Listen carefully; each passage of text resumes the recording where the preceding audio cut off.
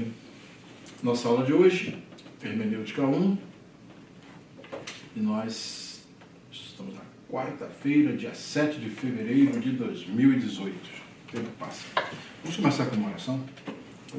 Perdão.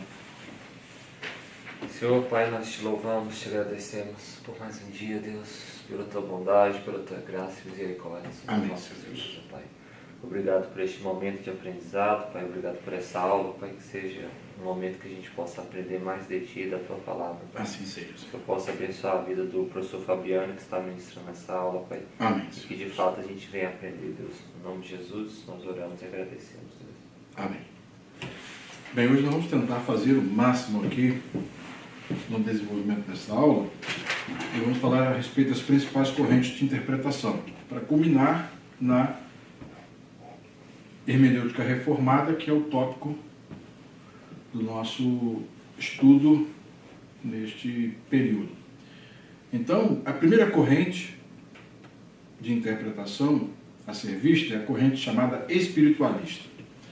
Que vem a ser esta corrente espiritualista? Ela superenfatiza o caráter espiritual, místico das Escrituras, em detrimento do seu caráter humano. Então, ela reconhece que a Escritura é divino-humana, porém só dá ênfase à questão do aspecto divino da Escritura, e não ao aspecto humano.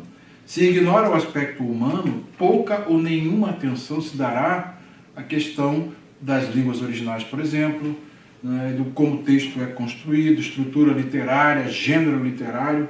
Praticamente isso tudo vai ser perdido de vista, porque eles não vão enfatizar nada disso e simplesmente vão pegar a Escritura e vão interpretar de um modo alegórico ou de outra forma que nós vamos ver aqui na sequência desse estudo.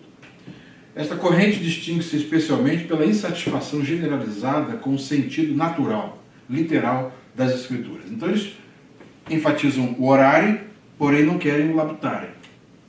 Aí fica uma hermenêutica prejudicada, porque se ela não reconhece os dois aspectos da Escritura, os dois atributos, divino e humano, e não entende que a Escritura precisa ser vista dentro de um contexto histórico específico, que foi escrito em línguas específicas, e que nós temos em nossas mãos as nossas traduções, e essas traduções não são...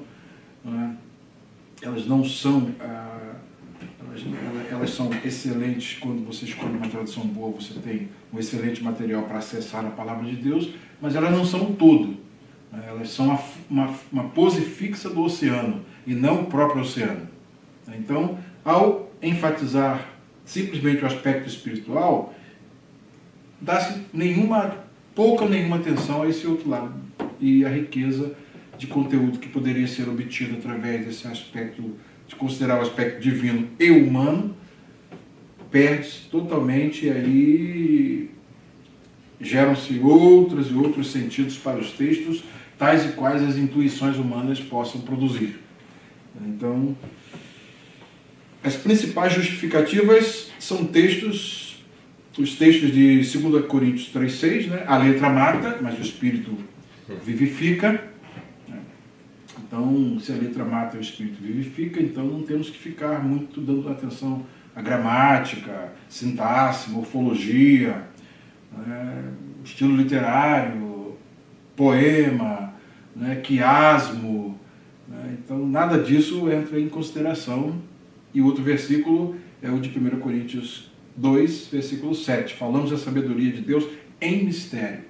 Então, o entendimento deles é que o Espírito Santo é aquele que nos guia à verdade, de fato é, porém, de um modo místico apenas, e não através de um estudo centrado, metódico, com o objetivo de chegar àquilo que o autor disse na sua língua original, o que ele transmitiu para o seu primeiro auditório e o que esse texto em seguida significa para nós hoje.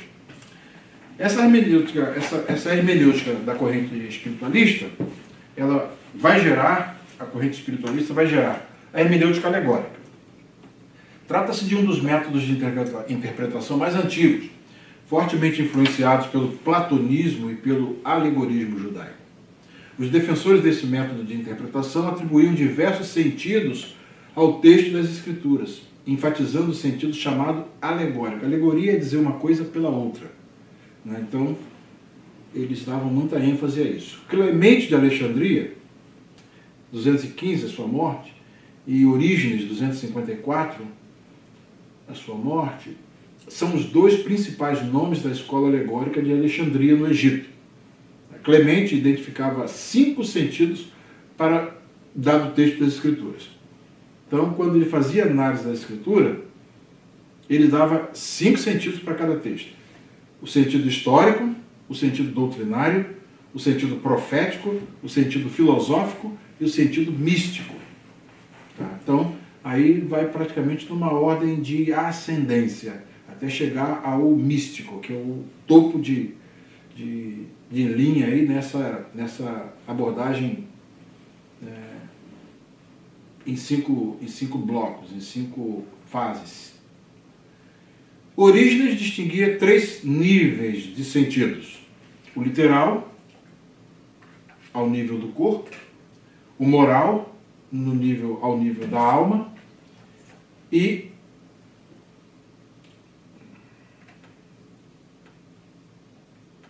o alegórico, terceiro, ao nível do espírito. Então aí você já vê que essa própria estruturação de interpretação, de metodologia de interpretação, ela está vinculada à abordagem chamada tricotomista, né? Corpo, alma e espírito. E aí a gente diz que a tricotomia é a raiz de todos os males, né, na interpretação.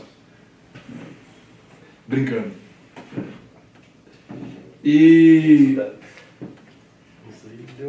exatamente quando eles fazem esse tipo de... Seria bom até a gente ter alguns modelos. Oi? A primeira é espiritual. Não, a corrente espiritualista, ela se desdobra.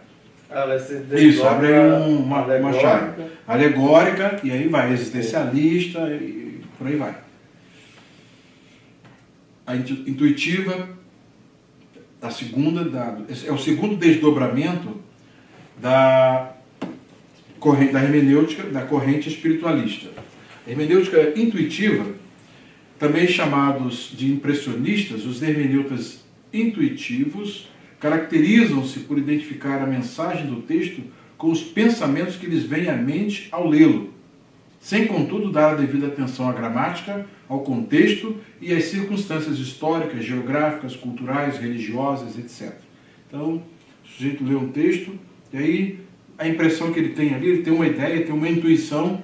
Então, esse é o sentido do texto, né?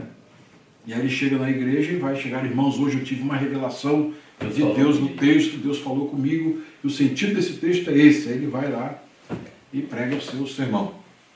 E às vezes ele tem a intuição e depois vai procurar o texto. Também ainda tem isso. Pastor, sim. Voltando na questão alegórica, os pais da igreja, eles pregavam muito em forma alegórica, né? Muito.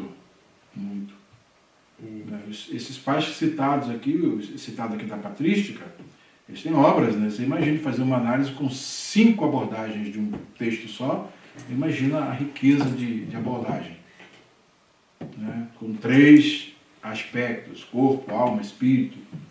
Então, eles eram escolas de interpretação. Então, as escolas de interpretação tinham essas matrizes disciplinares, e esses paradigmas eram usados para produzir a interpretação.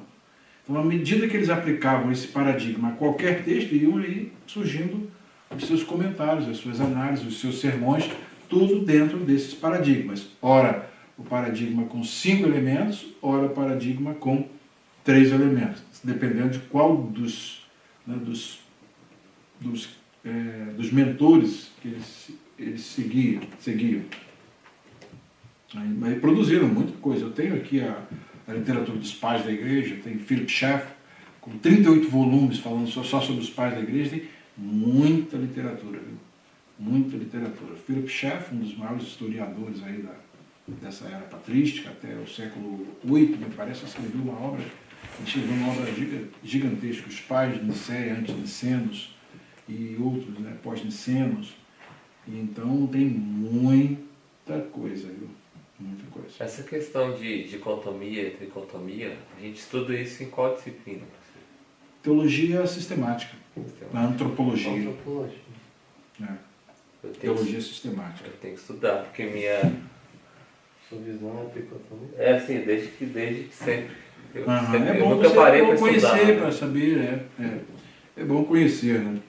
Por isso que é bom você conhecer todos os aspectos. Né? Você vai conhecer desde o aspecto da tricotomia, outros que defendem a dicotomia, o homem é um ser dicotômico, e o Anthony Huckman, por exemplo, fala da integração. O homem é um só, né? Que tem a sua parte espiritual e material. Esta é a visão que é bem mais bíblica do que as demais. Né? Então, por conta do fato de que você vê pela própria criação, o homem tem essa dimensão física, que é a dimensão que ele precisa para poder viver no universo físico, e o espírito, que é onde ele tem comunhão com Deus. Aí existem outras abordagens, essa tricotomia surge mais de se levar o sentido que alma, por exemplo, tem na filosofia grega, em alguns aspectos da filosofia grega, para a teologia. Nesse caso, é alheio, na realidade, ao Antigo e ao Novo Testamento. Nesse caso, os sentimentos, eles isso tudo faz sentariam parte da aonde? personalidade humana. Né? A mente humana é tudo derivado desse ser interior, dessa interioridade humana. Mas a teologia reformada tem um padrão, ou seja, dicotomista? Ela considera o homem como uma entidade física e espiritual. Essa até porque há textos que mostram a intercambiabilidade entre alma e espírito, tanto no Antigo Testamento como no Novo Testamento. E há textos em que a palavra, eu mostrei, foi para vocês. Falei a respeito de nefesh, né? Nefesh, que é alma, usa para representar a pessoa como um todo. Né? Saíram tantas almas do Egito, né? Almas ali, dando a entender, não são as almas que ficaram lá, né, perambulando e vindo fora do Egito, essa entidade metafísica. Não, eram as pessoas. Né? 8 almas se salvaram na época do dilúvio. Então, são expressões que precisam obter sentido dentro do ambiente contextual, dentro do contexto onde o autor utiliza a palavra. É esse ambiente que vai fornecer o sentido. Uma vez que você percebe que há uma intercambiabilidade entre alma e espírito, até mesmo entre Neshama, que é o fôlego de vida, né? Então você tem um provérbio que diz: a alma do homem é a lâmpada do Senhor. Né? E a palavra estive num debate, e então um ouvinte perguntou qual era o sentido desse provérbio. A alma do homem é a lâmpada do Senhor. Daí um pastor que estava presente, por sinal muito pomposo, né? Se estudei no Seminário Batista do Sul do Brasil, então aquela pompa toda, e eu lá de Japeri, né? Então já viu, eu era sempre o mais nazareno da turma, nazareno da turma. E aí, quando chegou no finalzinho do debate, o ouvinte fez essa pergunta e ele foi chamado para responder. Ele enrolou e não respondeu. Aí me pergunta se no hebraico a palavra que se encontrava lá era pneuma. Pneuma é uma palavra grega e não se encontra no Antigo Testamento, salvo se você estiver usando a Septuaginta, que é a tradução do hebraico para o grego. Aí ele viu a mancada que deu, rapaz, pegou a malinha dele e saiu fora. E na realidade nem é nefesh ali. A palavra que está nesse provérbio é neshama, que é o fôlego de vida do homem. Então, ele é a lâmpada do Senhor. Aí vou trazer para vocês, vou dar para vocês um um trechozinho do Bruce Waltke, que ele faz um comentário muito interessante desse texto. Então, o que ocorre? É que a chave da hermenêutica, tudo que você vai aprender em hermenêutica, você vai chegar à conclusão que palavras, sintagmas, orações, períodos, perícope, parágrafo de modo geral, um texto é que vai prover o arcabouço onde você vai encontrar o sentido da palavra, como o autor utiliza. É o discurso que vai definir como o autor utiliza determinada palavra. Você não vai poder pegar uma palavra, ela tem um sentido num texto e você transportar para todos os outros textos. Senão você acaba ocorrendo em falácias. Eu já demonstrei isso aqui em aulas passadas. Por exemplo, Elohim. Elohim tem o sentido de deuses, tem o sentido de Deus no início, né? No princípio, Gênesis, Deus. E pode ser singular ou pode ser plural de majestade, quando o termo de fato em si, morfologicamente, da forma dele, é uma forma plural, Elohim, tem a terminação plural, porém, você observa que no contexto de revelação para o povo de Deus, ele é singular, bará é o verbo que está no singular, terceira pessoa do singular, daí então, você vê que Elohim é uma palavra plural, mas que tem o sentido de singular quando se refere ao Deus Supremo, ao Criador. Tá? É a unidade composta, por assim dizer, que lá no Novo Testamento vai ser revelado de um modo mais amplo, que hoje nós temos como a doutrina da Trindade. Agora, também existem outros contextos em que Elohim significa os deuses das nações. E os verbos e os substantivos que vão concordar, fazer concordância nominal com esse substantivo Elohim, vão estar no plural, que realmente são deuses. E existe contexto em que Elohim significa juízes, como por exemplo Êxodo 21, Salmos número 82. Elohim, né, daria o sentido está no sentido de juízes. Né? Então nós vamos analisar o Salmo 82 e vamos ver também esse Êxodo 21, e você vai ver que lá no texto está a palavra juízes, mas você pega lá o interlinear reverso e você vê qual é a palavra por trás, Elohim. Então o contexto é que vai dar a você o contorno semântico da palavra. Qual é a carga semântica que o autor pretendeu dar à palavra que ele utilizou. É por causa disso que quando você vê a intercambiabilidade entre alma e espírito, praticamente fica com a visão reformada de que o homem é essa entidade que é física para esse universo aqui, que ele está inserido, e ele tem também o espírito que Deus colocou nele, que tem possibilidade de entrar em contato, em comunhão com Deus. É nesse espírito que a redenção é operada pelo Espírito Santo. É nesse espírito, nesse interior espiritual que o Espírito Santo faz morada, e morada dentro do corpo. Então, deu para pegar? Mais ou menos? Então é exatamente isso. Então, quando se ignora tudo isso, não se dá a devida atenção à gramática, com esses aspectos morfológicos, sintáticos e tudo mais, então a intuição é que vai dizer. A intuição nem sempre é um bom guia. Um passo adiante estão os místicos, que aqui e ali aparecem na história da igreja, com uma sua ênfase na iluminação interior. Uma versão moderna do método de interpretação intuitiva pode ser verificada na prática de abrir as escrituras ao acaso para pregar, ou encontrar uma mensagem para uma ocasião específica, sem o devido estudo do texto e do seu contexto histórico, o que gera aqueles perigos que sempre são apontados, né? Judas, né, abriu, e ele foi, pegou, tomou as moedas e enforcou-se. Aí você, poxa, Deus está me mandando eu me enforcar. Eu vou me enforcar? Então são coisas, né? O que tiver de fazer, faça lá.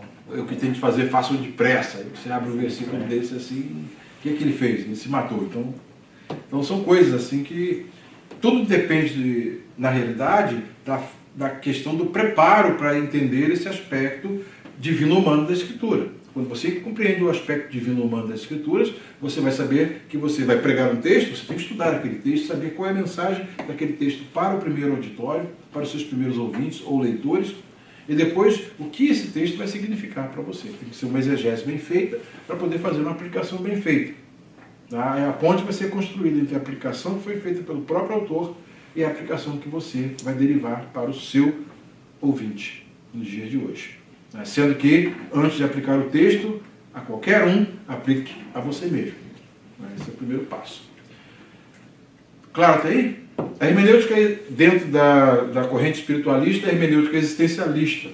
É um desenvolvimento dos princípios hermenêuticos de Rudolf Bultmann, que nós já falamos sobre eles, com sua ênfase na relevância da mensagem do Novo Testamento para o homem contemporâneo. Então, Bultmann faz uma dissociação enorme. Ele faz ele relega a insignificância o que o texto significou.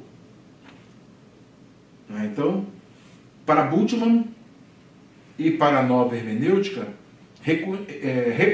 reconhecidamente influenciados pela filosofia existencialista de Martin Heidegger, o importante não é a intenção do autor, nem o que o texto falou aos seus leitores originais, mas o que fala a nós hoje, no nosso contexto. Esse é o sentido do texto. Daí ele soltou o texto de todas as amarras temporais, tópicas, né, locais e culturais. O ambiente original do texto, os leitores originais, os ouvintes originais, isso para Bultmann e para a nova hermenêutica estão abolidos. Você precisa saber como fazer a ponte, usando o existencialismo como paradigma, como matriz disciplinar, como aplicar o texto hoje, apenas. Daí você imagina o tipo de interpretação que surge com esse... Esse Bultmann tem esse tipo de interpretação, você diz? É o Bultmann que enfatiza esse tipo de interpretação. Vocês lembram que eu falei da Etta Lindemann, aluna dele. Então, a Etta Lindemann foi que surgiu dentro desse contexto. Ela depois descobriu que ela estava simplesmente envolvida no ateísmo cristão. Porque tudo passando pelo filtro do método histórico crítico, né? E também a questão do iluminismo, abolindo todo o sobrenatural. Isso ele vai falar mais à frente. Foi essa que se converteu. Essa que se converteu num culto, e era PhD, e se converteu num culto pentecostal. Augusto Nicodemos disse, tinha que ser uma igreja pentecostal para converter uma bultmanniana, viu? Bem forte mesmo, muito poder. E ela então foi convertida e se tornou uma grande aliada dos evangélicos para entender, é aí que está um ponto-chave, entender e refutar os erros de Bultmann. Entender e refutar. As pessoas querem refutar coisas que elas não sabem nem o que estão refutando. Percebe? Querem refutar João Calvino, eles gostam disso, já viu? Vai para a rede social que você vê. Querem refutar coisas que João Calvino falou, que são os mitos de internet. Eles nunca leram as institutas, muito menos os comentários de Calvino. Né? Nem de Lutero. Não conhecem, não sabem o que aconteceu na época da Reforma Protestante, quais foram as ênfases dos reformadores da sua época, né, os grupos que eles combatiam na época e por que combatiam. Então eles não têm noção. Então um pessoal de uma ignorância histórica fenomenal e de uma ignorância bíblico-teológica também gigantesca e gritante, como é que ele vai condenar uma coisa ou vai combater uma coisa que não sabe nem o que está combatendo? Percebe? Então, Etta Lindemann combateu Bultmann, escreveu Crítica da Bíblia. Quando ela escreveu Crítica da Bíblia, ela sabe do que está falando, porque ela fez bacharelado, mestrado e doutorado sob a orientação de Bultmann e dos professores bultmannianos. Ela sabe exatamente do que está falando. Quando ela faz essa abordagem, que para nós é rica em conteúdo, pelo fato, aqui está a obrinha, meu irmão, né? Bibelkritik auf dem Prüfstein. Essa, quão científica é a teologia científica. Wie wissenschaftlich ist die wissenschaftliche Theologie? Quão científica é a teologia científica? Então, ela está falando do que sabe. Entendeu? Do que sabe. Ela pode falar porque ela foi criada dentro desse ambiente. É a bênção de nós termos o Lutero para mostrar o que era, o que está se passando dentro do ambiente católico, para poder haver essa ruptura. O que aconteceu, quais foram os elementos, os fatores condicionantes na época que levaram a essa revolução provocada por Lutero. Não é? Tudo passou pela questão da reanálise e passar a tradição no filtro das Escrituras. É o mesmo que Jesus fez na época dos fariseus e saduceus, dos religiosos da sua época. Sermão do Monte é o quê? É repassar a tradição oral, não onde? Pelo crivo das Escrituras. Ali não tem quase nada novo. Absolutamente nada novo. Ouviste o que foi dito aos antigos. Eu, porém, vos digo. Jesus não estava criando absolutamente nada. Ele estava só reafirmando as Escrituras. Em alguns aspectos, alguns pontos ali, ele acrescenta alguns insights bem mais profundos. Claro, ele tem autoridade para isso. Mas, no mais, ele vai só revisando aquilo que já era ensinado no Antigo Testamento e vai aprofundando e mostrando o verdadeiro sentido que se tinha perdido por causa de uma hermenêutica ruim na época dos seus dias. Nos seus dias. Percebe? Tá? Então, nunca se combate uma coisa que você não conhece. Você não vai entrar no ringue para lutar fazer uma luta de boxe se você não sabe se o indivíduo é do teu mesmo peso, né? Se você nunca viu o indivíduo lutar, não sabe quais são as técnicas que ele utiliza, né? Geralmente é assim, as lutas não são assim. O indivíduo prepara muito, vê, primeiro tem que ser o mesmo peso, segundo, vê como é que ele vem no desenvolvimento das lutas dele, né? E estuda, o indivíduo estuda todos os golpes possíveis, analisa muitos até conseguir fazer. Agora eu posso encarar. Aí quando entra no ringue vai fazer uma luta, né, bem adequada. Exatamente quando você vai também combater alguém que tem umas ideias diferentes, então você precisa saber do que está falando. Quando me pediram para escrever um artigo, Augusto me pediu para escrever um artigo acerca, né, o título era Por que não sou arminiano? Você perguntou ao pastor, né, ele falou para ele, a sua igreja é arminiana, então, o que é arminiano? Ele não sabe nem... Você escreveu isso no monergismo, né? Monergismo. Tem dois artigos lá. Né? Tem 2 artigos no monergismo que eu escrevi. Né? Por que não sou arminiano? Ali eu explico o que foi o arminianismo e como surgiram os 5 pontos do calvinismo, que não surgiram primeiro do que os 5 pontos do arminianismo. E falo sobre os cânones de Dort, que foram uma resposta. Os cânones de Dort foram uma resposta aos 5 pontos dos remonstrantes, que são os discípulos de Armínio. Armínio discorda dos arminianos. Pelo menos do 5º ponto, ele discorda. Entendeu? Daí você vai falar de uma coisa que você não sabe, como é que vai ser? Né? Não sabe data, não sabe quando nasceu, não sabe quais eram as circunstâncias da época. Então nós temos muito disso hoje. Por isso que vocês estão na faculdade. Estão na faculdade para aprender de um modo correto, de um modo sério, conhecer boas leituras, conhecer bons livros, fazer pesquisas, entendeu? Desenvolver o seu conhecimento bíblico a ponto de você ter segurança quando você for para um debate ou estiver no púlpito pregando, você ter segurança, saber o que você está falando e em nome de quem você está falando. É baratear muito a tarefa da interpretação bíblica quando a pessoa entra por uma dessas correntes aqui. Sem contar que a corrente de Bultmann não é a corrente da ignorância, não. Que Bultmann conhece grego pra valer. Você olha a teologia do Novo Testamento dele, né, ele conhece profundamente. Qual é o problema? São os pressupostos errôneos, a matriz disciplinar errônea. Né? Então vai levar a resultados errôneos e vai produzir alunos, né, como a Rita Lineman, que era uma perdida até encontrar a Cristo depois do doutorado, no pós-doutorado. Percebe? É o resultado da teologia liberal. Achei aqui. O que, meu artigo? Por que não sou arminiano? Parte 2. Tem a parte 1 também.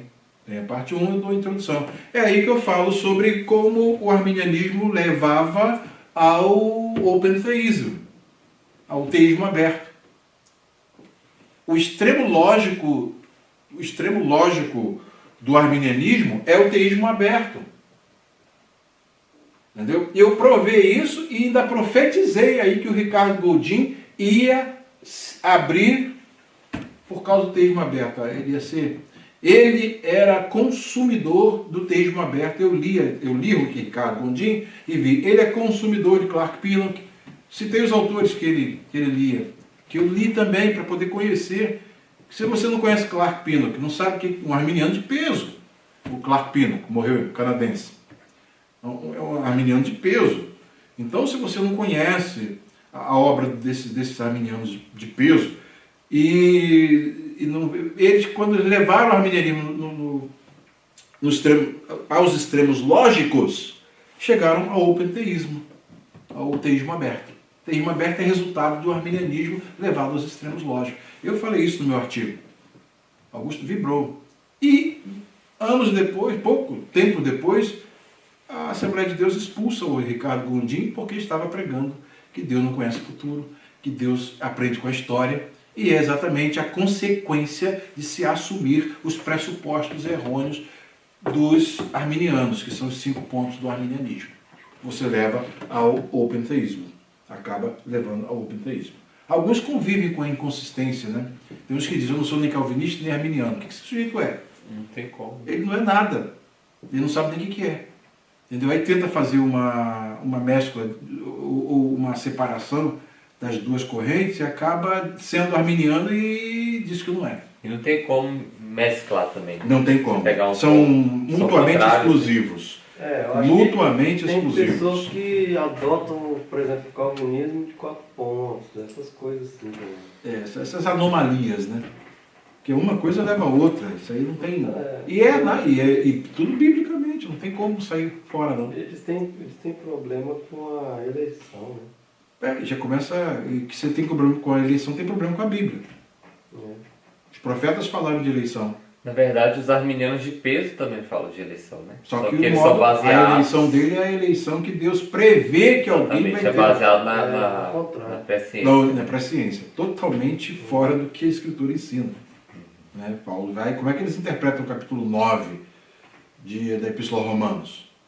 Totalmente fora.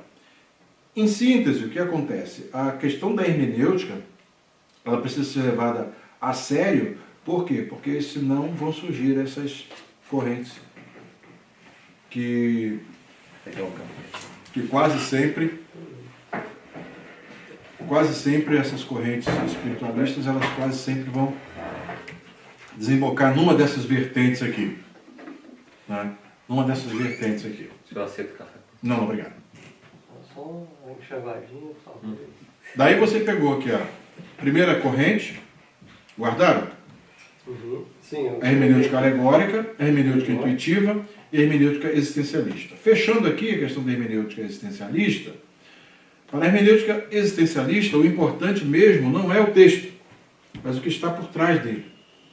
Não interessa tanto o que o texto diz, historicamente, mas o que ele quer dizer existencialmente. Logo, as escrituras só serão interpretadas realmente se lidas existencialmente, se forem experimentadas. É até bonito, não é? É até bonito. Mas esta é a proposta bíblica, da teologia bíblica, tá? Que você experimenta as escrituras, e claro, os princípios das escrituras, eles são, a partir da regeneração, você tem comunhão com o Espírito Santo, passa a ser a habitação do Espírito Santo, tudo bem, mas o que eles estão falando aqui é essa abordagem existencial, né, que é muito voltada até ao sentimento, é aquela coisa. Então eu não preciso sentir, de certa forma, como eles, os existencialistas, Augusto dizia que tinha um grande filósofo existencialista brasileiro, né? E então, se chorei ou se sorri, o importante é que emoções eu senti. Ele falava, um grande filósofo brasileiro existencialista. Então, a hermenêutica existencialista ela é exatamente essa hermenêutica, né? Que pouco importa o sentido do texto histórico. O que importa é que eu sinta o texto, eu experimente o texto. Né? E esse experimentar é eu que crio os parâmetros para sentir. Ou seja, as Escrituras não são objetivamente a palavra de Deus. Elas se tornam Eu acho que palavra de Deus quando nos falam subjetivamente. Então é até bonito. Eu acho que olhando toda essa explicação da espiritualista aqui e com essas três fontes aqui, a maior parte da minha vida eu fui alimentado com esse tipo de mensagem. Com esse tipo de mensagem. E graças a Deus que Deus usa sermão errado, Eu também. oriundo de uma exegese errada, oriundo de um texto errado, duvidoso, obscuro, para a sua glória. Deus usa. E geralmente era assim, o pastor queria falar sobre santidade, alguma coisa assim, aí ele ia procurar os textos que falavam sobre aquele... Tipo assim, ele não ia fazer uma exposição, né? Sim. Ele ia dar um tema e os textos que tinham que se basear no tema dele. Sermão temático. Um bom tempo eu pensava assim também, tipo assim, eu quero falar sobre isso. Eu vou dar um devocional para os jovens, vou pregar no grupo de jovens, vou falar sobre isso. Aí eu ia atrás. E atrás do texto. texto. Alegórico, intuitivo. E existencialista. Porque... Então é exatamente quando você começa a ver esse aspecto mais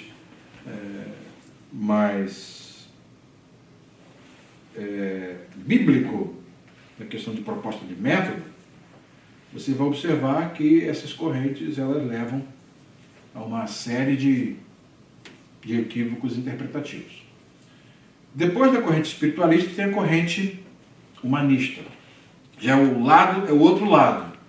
Uma superenfatiza o espiritual, a outra superenfatiza o natural, o lado humano das Escrituras. No extremo oposto da corrente espiritualista encontra-se a corrente que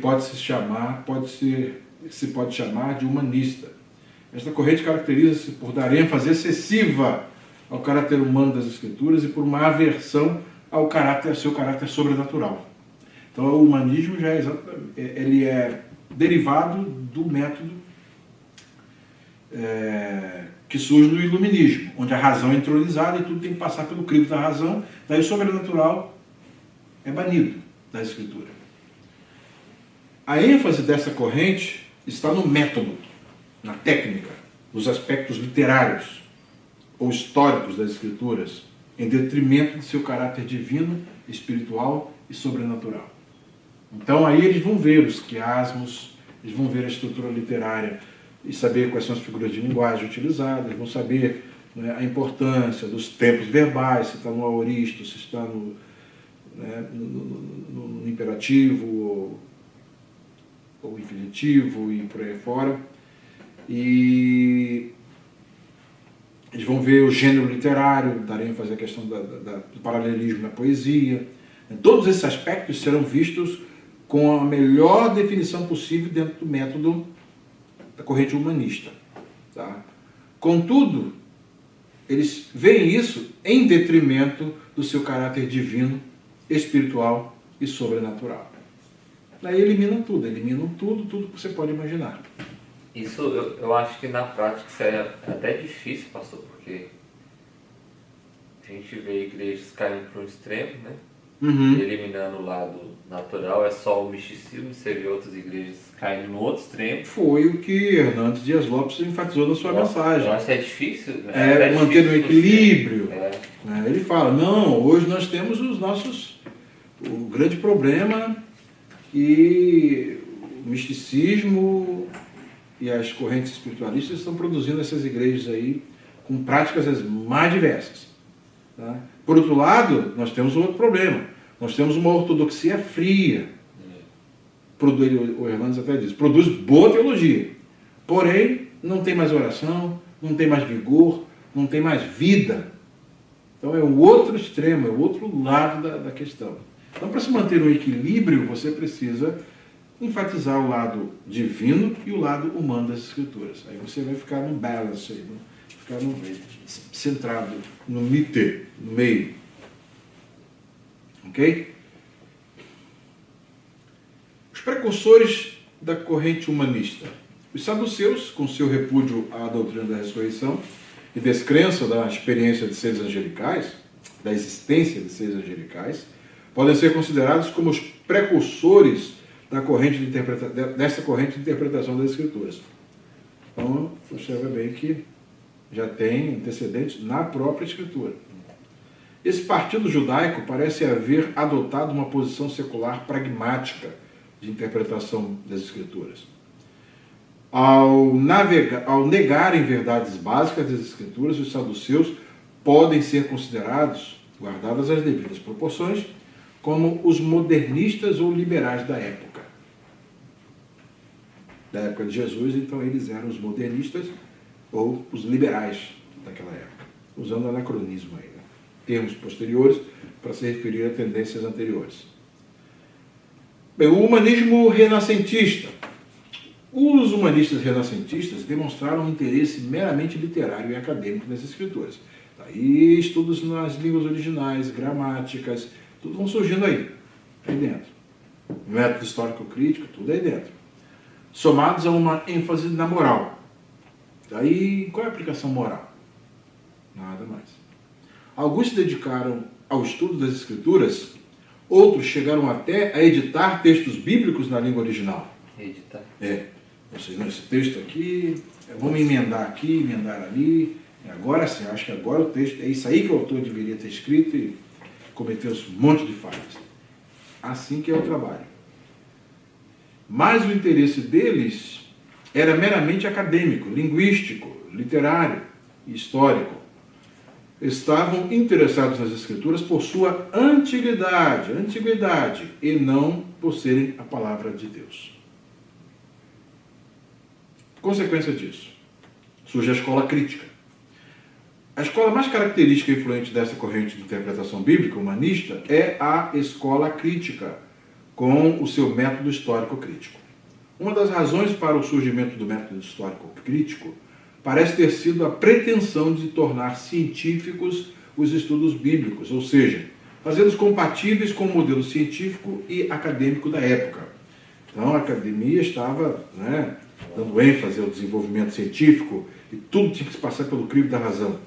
Daí então o estudo das Escrituras não podia prescindir, era um absurdo prescindir de uma análise do texto nas suas línguas originais, saber a gramática, saber a sintaxe direitinho, a morfologia, e tudo isso representa.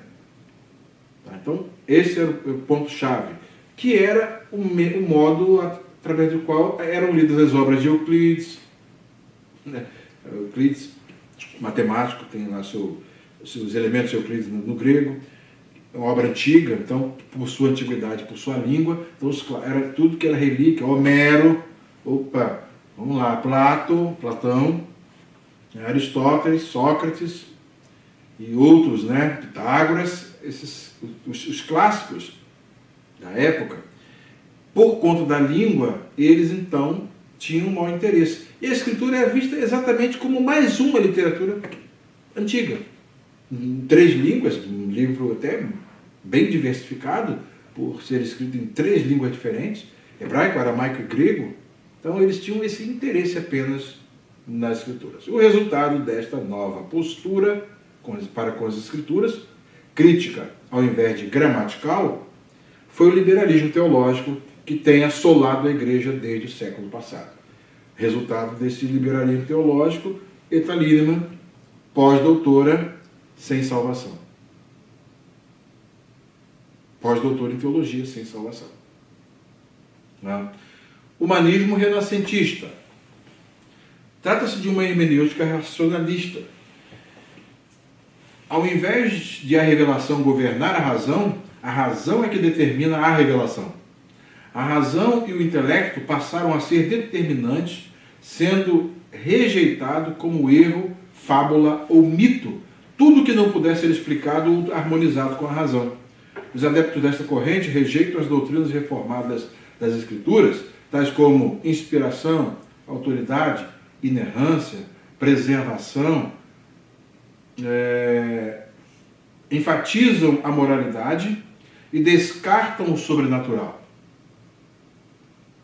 Sob forte influência do evolucionismo de Darwin e da dialética de Hegel, as Escrituras deixaram de ser vistas como a palavra de Deus inspirada na qual se revela ao homem, na qual ele se revela ao homem, passando a ser considerada como um registro do desenvolvimento evolucionista da consciência religiosa de Israel.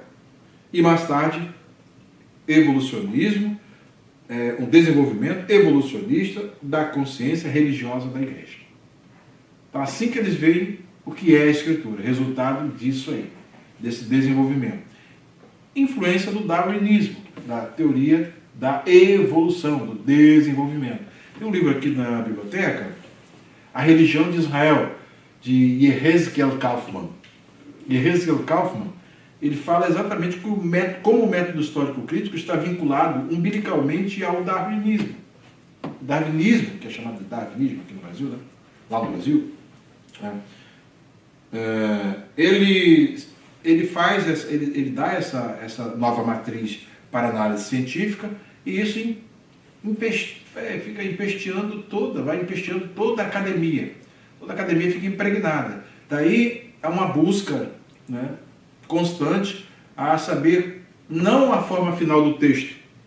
Isso vai surgir a chamada crítica canônica, com Brevard Charles, né, que o texto que nós temos de analisar é o texto pronto, final, que está no cânon.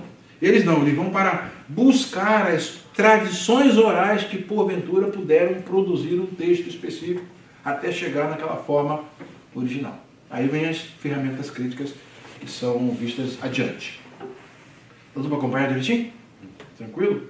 Daí peça surgiu de que, para quem? Isso. Qual? De que, para quem foi escrito? Fala as ferramentas que eles buscavam para tentar produzir. Essas são as ferramentas que eu vou explicar aqui das metodologias críticas.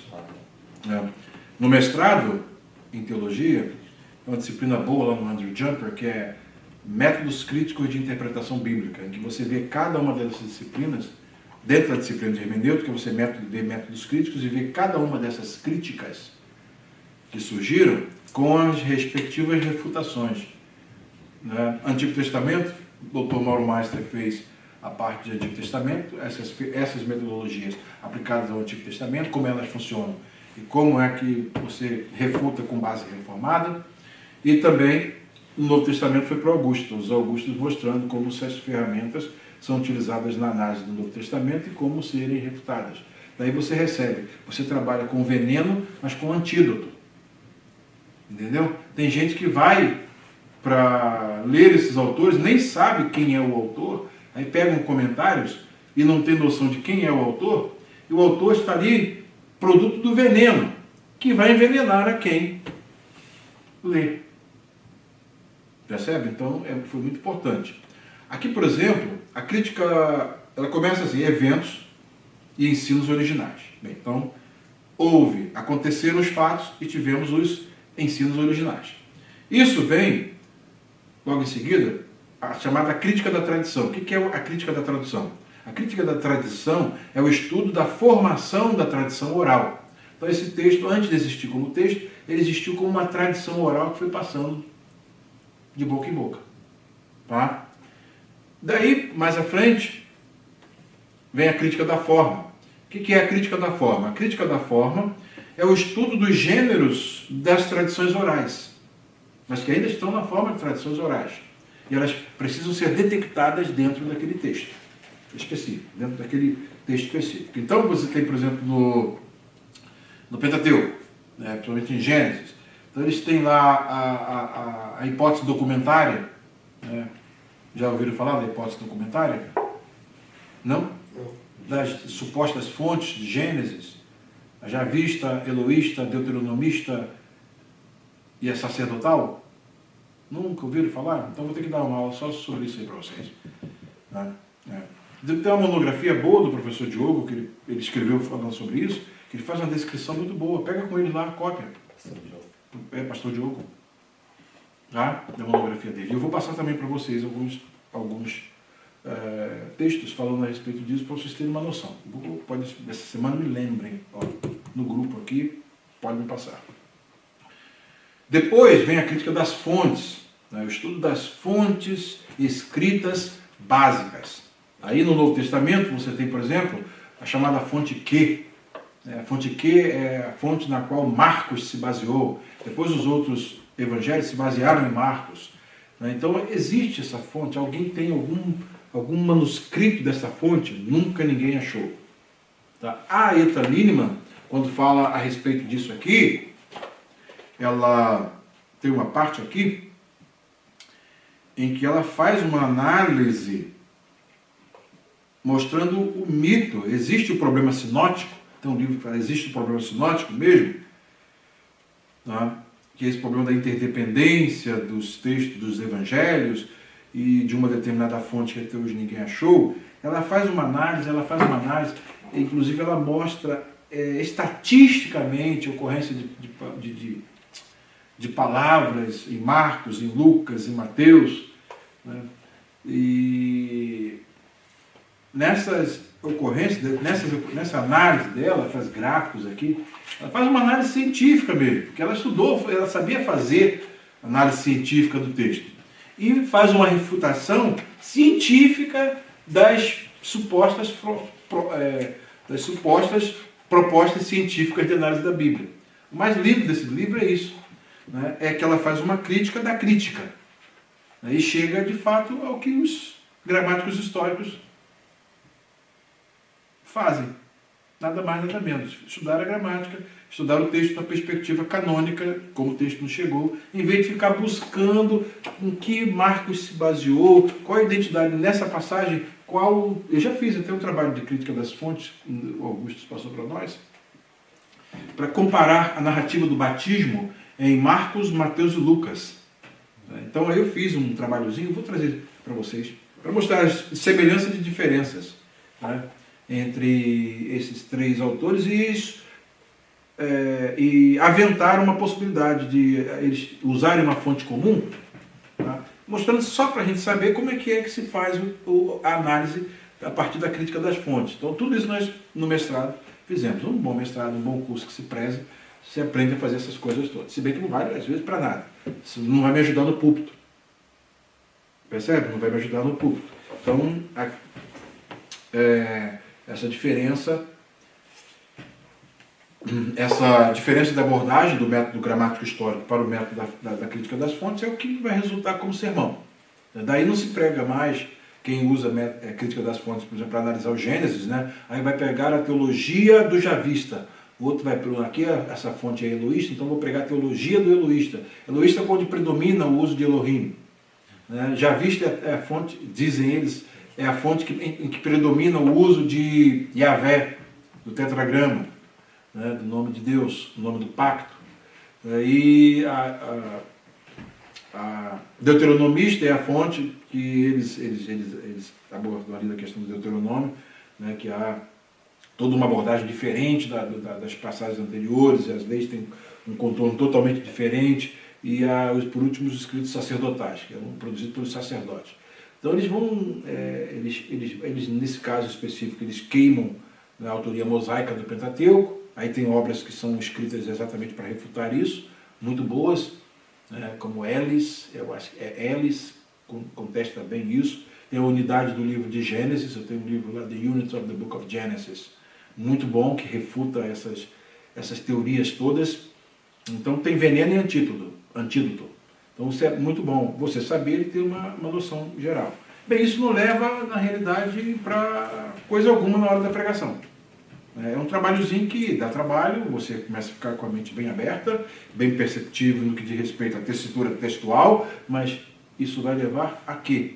Na hora de você pregar a palavra com poder, né, como Paulo diz, do Espírito, para poder fazer, né, atuar o Espírito de vida, o ministério do Espírito, né, que ele chama, né, a diaconia, né, do Espírito. Onde é que vai acontecer isso? Como é que vai acontecer? Método gramático histórico. É o método usado pelos intérpretes antes da Reforma Protestante, né? A escola de Antioquia, né? A escola de Antioquia preservava o método de análise bíblica em oposição ao método alegórico de Alexandria, a escola de Antioquia. Isso aí nós estudamos a Escritura com os pais da igreja. Você tem um livro, tem esse livro, Estudando as Escrituras com os Pais da Igreja. Então esse livro mostra exatamente essas escolas em contraste. É muito bom.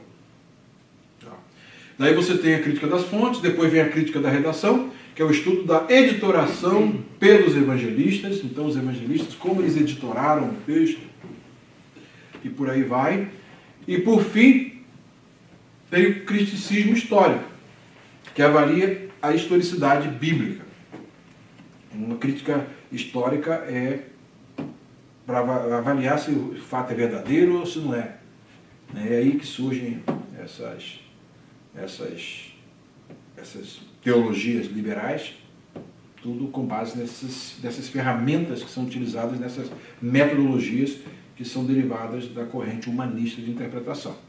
Então isso aqui é aplicado aos 4 evangelhos, tá? Mas também tem aplicação ao Antigo Testamento, como eu já falei para vocês, já mostrei. Né? De um modo geral, as metodologias críticas. Os resultados de todas essas metodologias críticas são inseguros, questionáveis. Nunca ninguém deu 100% de certeza em nada. São só hipóteses. Até hoje a hipótese documentária é uma hipótese documentária. Não é? Nada concreto. Nunca se achou um fragmento javista. Nunca se achou um fragmento eloísta. Nem nas cavernas de Qumran. Nada. Nem Nag Hammadi, dos gnósticos, dos escritos gnósticos. Nada, nada. Né? E os resultados de todas essas metodologias críticas são inseguros, questionáveis e dúbios. E sua aplicação prática é extremamente limitada, se é que é possível fazer aplicação prática. São hipóteses construídas sobre especulações infrutíferas, que não contribuem em praticamente nada para a compreensão do texto do Novo Testamento, a não ser para lançar dúvidas, como fez com um amigo meu que eu contei para vocês, né, Sancler, contei, Sancler, agora eu falei o nome dele, já era, Sancler, coitado. E método histórico crítico demoliu e destruiu a fé do meu amigo. Né? Coitado dele. Nossa. Era meu aluno, mas aí ele se perdeu sozinho lá pelos ambientes dos seminários batistas liberais e sucumbiu com base no método histórico crítico. Batistas liberais, o senhor diz, são quais? Do Sul não, né? Do Sul está eivado de liberais lá. Deve ter um conservador ou outro, né? Espécie rara lá, mas a maioria liberal. Mas tem gente conservadora. Mas tem muito liberal lá, muito. E esse não era nada do Sul, era só derivado de lá do Sul. Né? São hipóteses construídas sobre especulações infrutíferas que não contribuem praticamente nada para a compreensão do texto do Novo Testamento, a não ser para lançar dúvidas sobre a sua inspiração, autoridade e inerrância. O mesmo se pode dizer em relação ao Antigo Testamento. Como os resultados das metodologias críticas empregadas pelo método histórico crítico são quase sempre infrutíferos, e sua aplicação prática extremamente limitada, não é incomum que o produto final de muitos dos nossos seminários sejam formandos despreparados para o ofício de ministros da palavra. Aprendem a fazer exegese pela perspectiva da metodologia crítica, método histórico crítico, mas não surgem pregadores daí. Não surgem ministros convictos da autoridade, da inspiração, da inerrância das Escrituras. Demolindo esses pilares, não tem pregação. Você vai pregar uma coisa com convicção se você não acredita se realmente aquilo ali é verdade ou não. Tá? Então, o crime da crítica histórica mina tudo isso. Nesta condição, não é de estranhar que, como observa Augusto Lopes, os púlpitos de bom número das igrejas evangélicas destilam uma espécie de sermão onde pouca ou nenhuma atenção se dá ao sentido original do texto bíblico. Destilam também, acrescento, teologias imprecisas e inconsistentes que pouco edificam os membros de suas congregações. Eu li recentemente Alistair McGrath, que não é calvinista, né, falando a respeito do calvinismo. Ele diz: os calvinistas sabem em que eles creem e por que eles creem. essas teologias imprecisas, tem gente que a teologia dele é um aglomerado de um monte de conceitos que ele não sabe nem definir o que ele é. Pastor, esses dias eu vi uma pregação, foi horrível. Ele pregou sobre, lá em Atos, Pedro e João, quando entra no Templo Formoso, e tem o coxo, né, que não tem ouro nem prata, mas que eu te dou, levanta e anda. Ele fala que ele deu um salto. O pastor pegou essa parte do salto e falou: irmão, esse é o ano do salto de Deus na sua vida. Você vai dar um salto, porque Deus, que as pessoas não vão entender. Assim, ele pegou um texto que tinha tanta coisa para falar do texto, para falar do salto.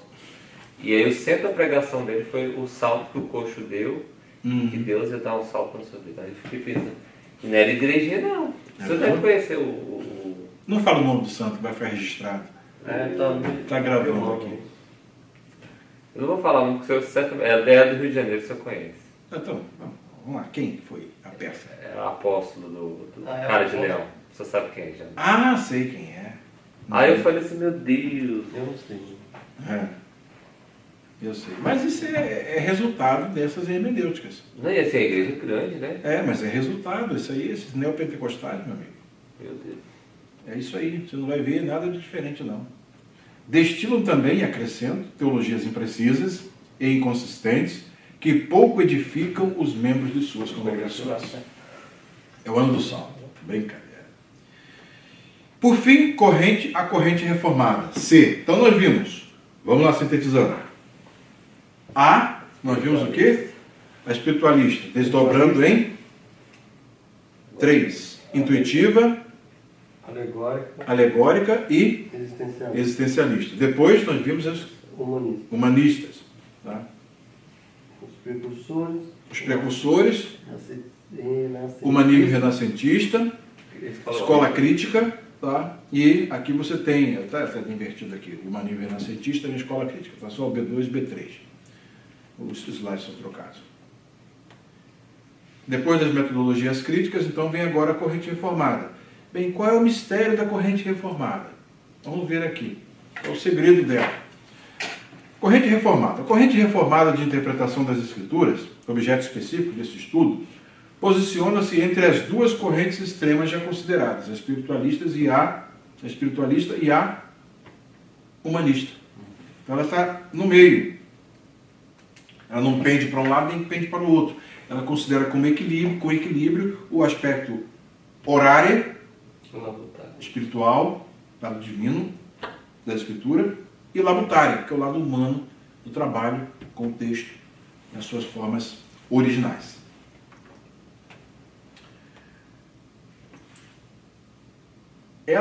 A corrente reformada, caracteriza-se pelo equilíbrio resultante de reconhecer o caráter divino humano das Escrituras.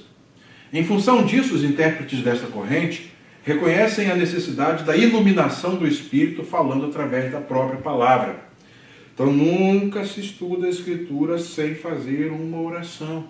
Essa era a doutrina reformada acerca do estudo da Escritura. Nunca se pega a palavra de Deus sem pedir a iluminação do Espírito Santo, sabendo mesmo regenerados, os efeitos da queda sobre nós. Só o Espírito Santo pode transcender esses aspectos, essas dificuldades nossas, para nos levar ao sentido exato do texto da palavra. Daí a oração é fundamental. Mas isso não impede, ao contrário, não elimina a necessidade de nós labutarmos duramente sobre os textos nas suas línguas originais, de preferência. Tá? Uma boa tradução pode te dar tudo o que você precisa, como já falamos nas aulas passadas. Mas quem pode mergulhar no oceano não vai se contentar apenas em ficar com foto da superfície do oceano. Não é a mesma coisa. Ao mesmo tempo, admitem a necessidade de interpretação gramatical e histórica das Escrituras. Então, por isso o método gramático-histórico. Gramático, viu aí? Gramático-histórico das Escrituras. A interpretação reformada rejeita, por um lado, a alegorização indevida das Escrituras e, por outro lado, repudia uma postura primariamente crítica com relação a elas. Lloyd Jones disse algo muito interessante. Nós não somos os juízes da Bíblia. É a Bíblia que se torna juíza sobre nós. Nós temos que ir para a Bíblia assim, e foi assim que surgiram os avivamentos, quando homens foram para a palavra. O avivamento, o ano de avivamento de 1859, Charles Spurgeon, leia os sermões do ano de 1859 para ver o trabalho que ele fez em 55, 56, 57, 58, 59, tá? 1859, quando irrompe o avivamento, vê o calor, tudo doutrinário, sermões bíblicos e doutrinários, utilizando o método histórico, o método gramático histórico. Tá? Daí surgiu o poder da pregação. E enquanto Spurgeon pregava, 300 irmãos embaixo, de joelhos, orando para Deus abençoar a pregação de Spurgeon. Então, era esse equilíbrio entre o espiritual e o trabalho. Spurgeon lia comentários, escrevia todos os seus sermões. Eles contam que Spurgeon, quando subia no púlpito para pregar, a cada degrau ele dizia: eu creio no Espírito Santo, eu creio no Espírito Santo. A cada degrau ele dizia isso. Quanto a dependência total de Deus. Ele se sentia de fato embaixador de Deus. Vou falar agora em nome da pessoa mais importante do universo, do meu Criador. Não posso falar nada errado a respeito dele e usar a palavra dele de um modo indevido, descuidado. Entendeu? Então essa responsabilidade é que é esmagadora e que mantém o intérprete humilde. Né? Muito humilde. A interpretação reformada rejeita, por um lado, a alegorização indevida das Escrituras e, por outro lado, repudia uma postura primariamente crítica em relação a elas. Tá? O método gramático histórico, o método de interpretação adotado e praticado pela corrente reformada ou protestante conservadora, é conhecido pelo nome de método gramático histórico. Trata-se de um método fundamentado em pressuposições bíblicas quanto à natureza das Escrituras, que emprega princípios gerais e métodos linguísticos e históricos coerentes com o caráter divino humano da palavra de Deus.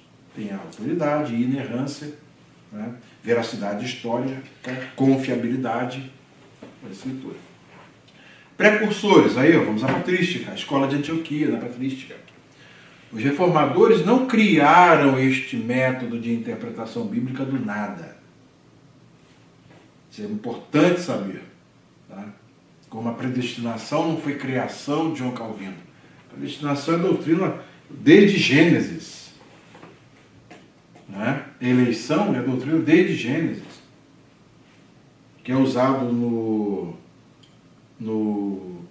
texto passa por quando o episódio histórico de Esaú e Jacó, um profeta também reanalisa e vem a frase: amei a Jacó e aborreci Esaú, e depois vem o apóstolo Paulo e trabalha esse mesmo texto nessa ótica, né, mostrando e vinculando a doutrina da predestinação. Então tem gente que diz que foi João Calvino que inventou a doutrina da predestinação. Pregou menos do predestinação do que Lutero. Lutero ensinou mais sobre predestinação do que Calvino. Agostinho ensinou sobre isso. Jesus, só lê o Evangelho de João e os outros evangelhos, você vai ver como ele está impregnado desse conceito, né, de eleição, de predestinação. Né? Então, são mitos. Né? Eu estou para fazer um escrito de um artigo, esse deve ir para o monergismo, né? Que é a desconstrução da mitologia soteriológica das redes sociais. Tudo que for mito que tenha aparecido, não vou citar todos, né? Vamos citar os principais, principalmente envolvendo João Calvino, Lutero, esses autores que a maioria não lê, né? E eu vou tentar fazer a desconstrução mostrando pela literatura desses autores que eles não disseram aquilo que os acusam que eles disseram. Tá? Muito importante. Daí vamos à patrística, vamos fazer uma voltinha. Eles se fundamentaram no próprio ensino bíblico sobre a sua natureza e na prática apostólica. Tá? As origens da interpretação reformada também são encontradas na escola de Antioquia, na Síria. que pode ser considerada precursora do método gramático histórico. Seus principais representantes foram Teodoro de Mopsuestia, 428 a data de morte, João Crisóstomo, 407, o Boca de Ouro, né? Crisóstomo, Boca de Ouro. Eles rejeitaram tanto o literalismo judeu como o alegorismo de Alexandria. Defendiam uma interpretação literal e histórica das Escrituras. Criam na realidade histórica dos eventos descritos no Antigo Testamento e defendiam a unidade das Escrituras e admitiam o desenvolvimento ou a progressividade da revelação. Então isso tudo não foi criação. Isso aí é bom você saber, né? Importante enfatizar que não foi criação da Reforma Protestante. Percebe? O método gramático histórico já tem seus antecedentes, começa da própria Escritura. E esses comentários aí tem nesse livro que o senhor falou? Tem, do Philip Schaff. Philip Schaff. Tem 38 volumes. Esse livro? Do Philip Schaff, são 38 volumes. Está aqui no Logos Bible Software. Lendo, como é que é? Aqui, ó. Achei que era um livro, 30. Aqui, ó. Olha aqui. Os pais, ó, antes de Niceia, pós-Niceia, se você coloca aqui Niceno.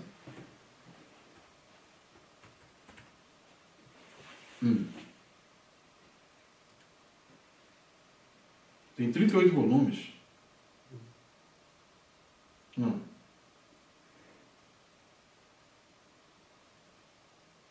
Aí os autores estão aqui, ó. São Crisóstomo. Olha aqui as obras de Crisóstomo. Quantas? As obras de Santo Agostinho. Tudo aqui dentro. Então, os credos, aqui, os históricos, credos históricos, confissões e credos da cristandade, os credos históricos, todos aqui, esse livro aqui. Eu estou até com ele aberto, que eu estava estudando o Cânon de Dort, né, a versão do Cânon de Dort aqui. E quando se fala em João Crisóstomo, ele fala sobre a questão desses autores da patrística, estão todos aqui dentro do Logos Bible Software. Todos eles aqui. Professor, qual seria um livro bom? 4.408 páginas, livros aqui dentro, na minha biblioteca. Qual seria um livro bom a respeito da canonização das Escrituras? Como foram escolhidos os livros? Como foi? Você tem 2 bons livros. Anotado. A Origem da Bíblia, para um estudo básico. A Origem da Bíblia. E a Bíblia Judaica e a Bíblia Cristã. Da Vozes. A Bíblia Judaica e a Bíblia Cristã. Esse é o título do livro? Um é A Origem da Bíblia, do Philip Wesley Comfort. E o outro é Tréboli Barreira. Tréboli Barreira.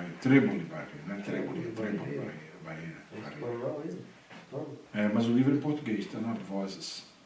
Qual é o nome do autor do primeiro, A Origem da Bíblia? É Philip Wesley Comfort. É da CPAD. CPAD publicando obra de autores reformados. Hoje eles estão fazendo muito isso. Mark Dever, um monte de livro. Esse livro é muito bom, A Origem da Bíblia. Esse The Question of Canon, questões sobre o canon. De quem? Do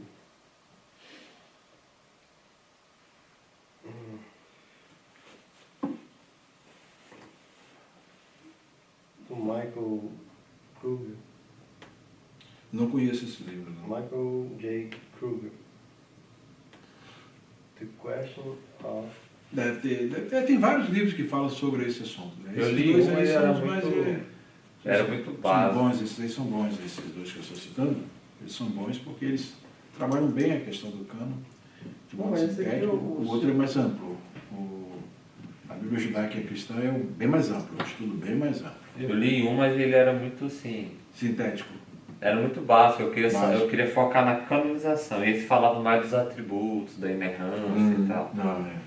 E é já mais uma abordagem sistemática, né? Você pega esse livro aí que você vai ver. Esses dois aí são Esse bons. aqui, se eu não me engano, foi o senhor que me... Qual? Às vezes tanta coisa, tanto livro. Qual? Eu que indiquei? Questões sobre o cano. A do Kruger. Challenging the status quo, está desafiando o status quo no debate do Novo Testamento, Michael Kruger. Lá na Amazon. Eu não sei, talvez esse aqui seja. Tem que ver, né? Vou dar uma olhada lá. É tanto livro, rapaz. Eu leio muita coisa. Ok, vamos lá. Agostinho. Agostinho também pode ser considerado o precursor do método gramático histórico de interpretação da Bíblia.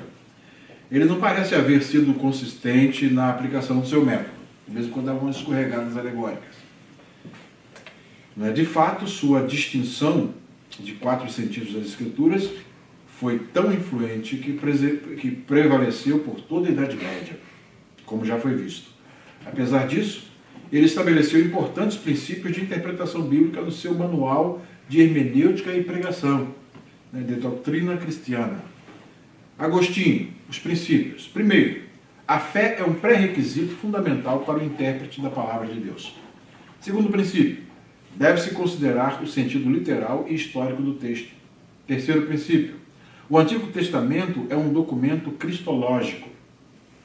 Quarto, o propósito do expositor é descobrir o sentido do texto e não atribuir-lhe sentido. Isso é importante. 5. O credo ortodoxo deve controlar a interpretação das Escrituras. Daí, teologia sistemática, controlar a interpretação. Não pode chegar a resultados diferentes. 6. O texto não deve ser estudado isoladamente, mas no seu contexto bíblico geral. Então você pega o texto e vê o cotexto, que é o texto que vem antes e o texto que vem depois. Cotexto é o contexto literário. E contexto diz mais respeito ao ambiente sociocultural, vivencial, histórico, geográfico em que o texto foi produzido. Então tem cotexto e contexto. Cotexto é literatura. É diálogo entre textos, a relação desse texto específico com o que vem antes, com o que vem depois e com toda a escritura. Contexto é mais um aspecto de fora. Um conceito é intra e outro é exterior. Tá? Se o texto for obscuro, não pode se tornar matéria de fé. As passagens obscuras devem dar lugar às passagens claras. Esse é o 7º princípio de Agostinho. 8º, o Espírito Santo não dispensa o aprendizado das línguas originais, geografia, história, ciências naturais, filosofia, etc. Então, isso é um princípio importante, 9, as Escrituras não devem ser interpretadas de modo a se contradizerem. Para isso, deve-se considerar a progressividade da revelação. Então, quando o indivíduo chega à conclusão de um texto que ele se contradiz com o outro, então tem alguma coisa errada. Diz que Deus tem aquele texto que fala sobre a questão do... Tem um texto que fala especificamente da eleição, por exemplo, Efésios 1, 4. Então especifica que Deus quer que seja salvo, os que serão salvos em Cristo Jesus. Por outro lado, chega Timóteo, a Epístola a Timóteo, admoeste, pois, que façam orações, intercessões, imprecações, pelos reis, pelos governadores, por todos que estão investidos de autoridade. Aí diz ele, porque Deus que quer que todos os homens se salvem e cheguem ao pleno conhecimento da verdade. Aqui, negou a eleição. Se quer que todos os homens se salvem, poxa, é por isso que aí eu peço um indivíduo desse que na hora de interpretar o texto, se ele tivesse lido Calvino, ele não ia cair numa furada dessa. Vê o texto, o texto é muito claro que diz que Deus quer, que o texto diz que Deus quer que todos os homens se salvem, significa que naquele contexto específico não se deveria excluir das orações os reis, que eram praticamente aqueles que estavam marcados para serem excluídos de oração. Ou seja, de todas as classes Deus quer salvar homens. todas as classes, inclusive reis. Ali o texto todo pelos reis, pelos principados, né? Pois todos os que estão investidos de autoridade, também desses aí Deus quer salvar. Mas não significa que vai salvar todos que estão investidos em autoridade. Percebe? Então são todos os equívocos interpretativos, né, são decorrentes de um isolamento do texto, do próprio contexto ali. Isolou do contexto, aí você vai chegar a uma conclusão errônea. Está dizendo que essas classes também podem, dentro delas, Deus vai salvar a gente. Mas não diz que vai salvar todas dentro dessas classes. Entendeu? Porque não tem o universalismo no Novo Testamento. Se Deus quer que todos os homens se salvem, a vontade dele é soberana. Ele tem poder para isso. A morte de Cristo é suficiente para salvar todos os homens. Olha, então, universalismo, todos vão ser salvos. Percebe? Então, por isso que você tem que controlar pela revelação progressiva e pelo todo da Escritura. Mas espera aí. Aí você fala. Não, acho que o senhor vai concluir. Mas espera aí. Mas se eu concluir que é o universalismo, então todos os homens vão ser salvos. Então esse versículo não pode significar que Deus quer que todos os homens sejam salvos, no sentido de que ele vai... Quem é que vai impedir o querer de Deus? Não é? Se for um calvinista, ele diz, não, a graça de Deus ela é irresistível. Se Deus quer que todos sejam salvos, então todos serão salvos. Então esse texto não pode significar isso, porque senão significaria o universalismo. Percebe? Daí que percebe que o texto, dentro do contexto ali, né, logo que o apóstolo Paulo disse pelos reis e pelos principados, né, os que estão investidos. Como é que diz o texto mesmo aí? Timóteo? Para não ficar citando... Quer por quê? Vai abrir? Ou quer que eu abra aqui? Logo os Bible Software eu acho. Vamos lá.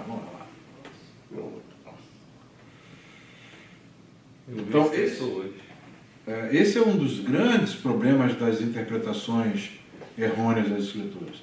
Porque elas, ao isolarem os textos... Mas o senhor acha errado a gente falar que ele é suficiente para todos, mas é eficaz só para os eleitos? É isso aí que é o correto. Ele é suficiente para salvar todos os homens. Ele não quis, né? Mas não só é eficiente naqueles que ele aplica a redenção.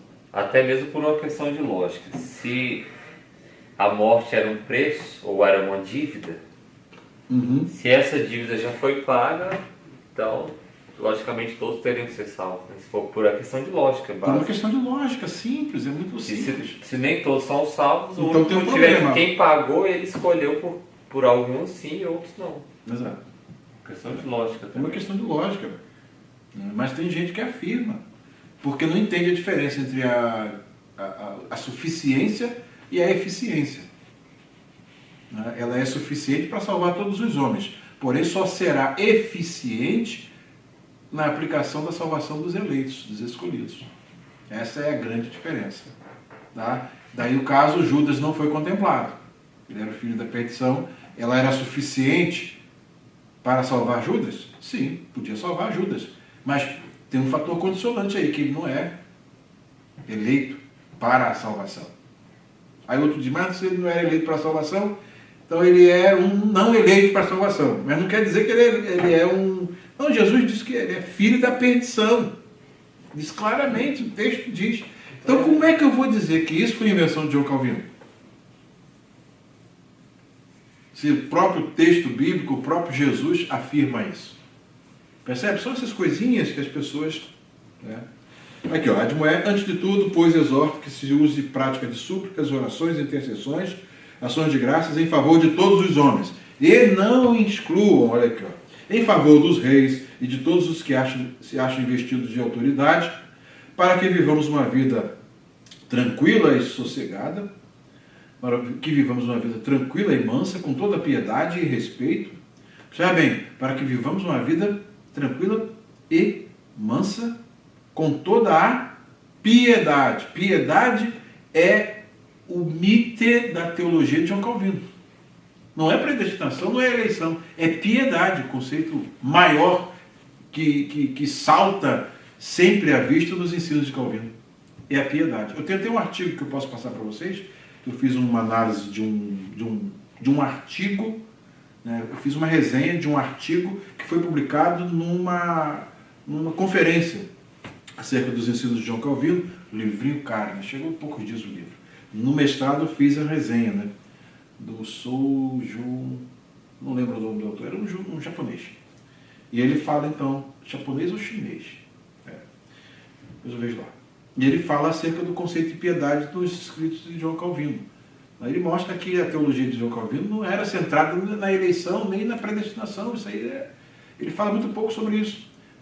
O forte dele é a questão da piedade. Esse é o conceito predominante na teologia de João Calvino. E ele demonstra isso nesse artigo. Muito bom. Aí eu fiz a resenha em 6 páginas. Posso passar para vocês. Então, quando a gente fala de uma coisa, a gente fala porque sabe o que está falando. O problema é que o pessoal fala as coisas e não sabe o que está dizendo. Isso é bom e aceitável diante de Deus, nosso Salvador. Tá? Pegue, continue aqui com o texto, o contexto. O qual deseja que todos os homens sejam salvos. Aí eu vou dizer, Deus quer que todos os homens sejam salvos. Aí vamos aplicar o princípio. A morte de Cristo é suficiente. Então, se Deus quer a vontade dele, aplicando os princípios do próprio princípio dos 5 pontos, ela é irresistível. Conclusão, todos os homens serão salvos. Aí seria o universalismo, mas a Bíblia não ensina universalismo. Judas Iscariotes não foi salvo. Percebe? Então a falta de coerência, de lógica das pessoas é exatamente o que levam-nos. Eu acho que aí outros interpretam e dizem que então, todos os homens são passíveis de salvação. Exatamente. Os eleitos não são escolhidos. Os eleitos não são escolhidos à parte da massa caída. Eles são escolhidos dentre essa massa caída. Jesus vai dizer isso, eu vos escolhi do mundo. Então vocês também pertenciam ao mundo. Paulo diz, antes andávamos nos desejos da nossa carne, segundo os princípios das potestades do Espírito que agora opera nos filhos da desobediência, entre os quais todos nós antes também andávamos. É dessa massa que Deus escolhe usar de misericórdia com um e deixar os outros andando. Deus não atua positivamente para rejeitar. Simplesmente permite que eles continuem seguindo o ritmo que todos estavam. Mas ele faz uma interceptação no apóstolo Paulo. Opa, tira desse, transporta do império das trevas para o reino do Filho de seu amor. É isso que o apóstolo Paulo fala que aconteceu com ele. É o que aconteceu comigo, é o que aconteceu com todos nós. Então é uma intervenção dessa massa caída. Então não tem diferença. Eles também confundem muito salvação com eleição.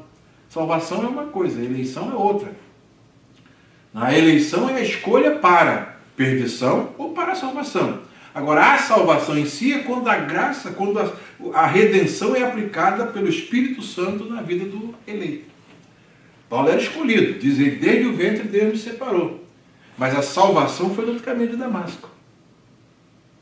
Percebe? Já era eleito. Mas... Como também o gadareno era eleito. Jesus foi lá, tantos endemoniados que tinham naquela época, aquele ali era o escolhido. Então Jesus foi lá e aplicou, por antecipação, os efeitos da sua redenção na vida dele e o libertou. É difícil isso, Milton Thiago? Claro que não, Mas é falta de leitura, de estudo, as pessoas fazem uma confusão enorme. Tá? E aí, olha, veja só, o qual deseja que todos os homens sejam salvos, claro, de todas essas classes, inclusive, quando se fala incluindo os reis, e os que estão investidos de autoridade, porque esses que são os que mais oprimem a igreja, são os que mais perseguem a igreja, são os que, nessa época, então, a igreja enfrentava de sérios problemas, mas dentro dessas classes, Deus salvou pessoas também. Só ver Atos dos Apóstolos que você vai ver isso. Tá? Então, que quer que todos os homens sejam salvos e cheguem ao pleno conhecimento da verdade. Então, isso aqui não significa... Se a pessoa chegar e dizer que isso aqui é uma verdade do ponto de vista de que a graça de Cristo vai ser aplicada a todos os homens, então ele está pregando o universalismo.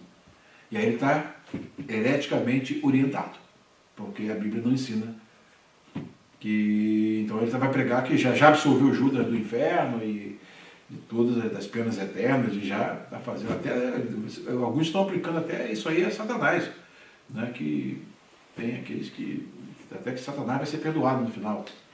Tem alguns que dizem isso, tem essas coisas. E alguns, tem tanta coisa nova debaixo do sol. Tá? O problema todo está onde? Na hermenêutica. Tá? Porquanto há um só Deus e um só mediador entre Deus e os homens, Jesus Cristo, o homem, o qual se deu a si mesmo, tá? Em resgate por todos. Aqui, olha, a suficiência. Tá? Testemunho que se deve prestar em tempos oportunos. Tá? Para isto fui designado pregador e apóstolo, afirma a verdade, não minto, mestre dos gentios na fé e na verdade. Então, pela graça, sois salvos, por meio da fé. E isso não vem de vós, é dom de Deus. Quem é que vai ser salvo? Aquele que exerce fé em Jesus. Mas quem é que vai exercer fé em Jesus? Aqueles que recebem o dom da fé. São os eleitos. Não tem para onde correr. Não tem para onde correr. Fica claro o texto? Agora eles tiram o texto do contexto, né, e dizem, não, então estão pregando o universalismo. Percebe? E não sabem, não tem nem condição de entender a lógica da coisa.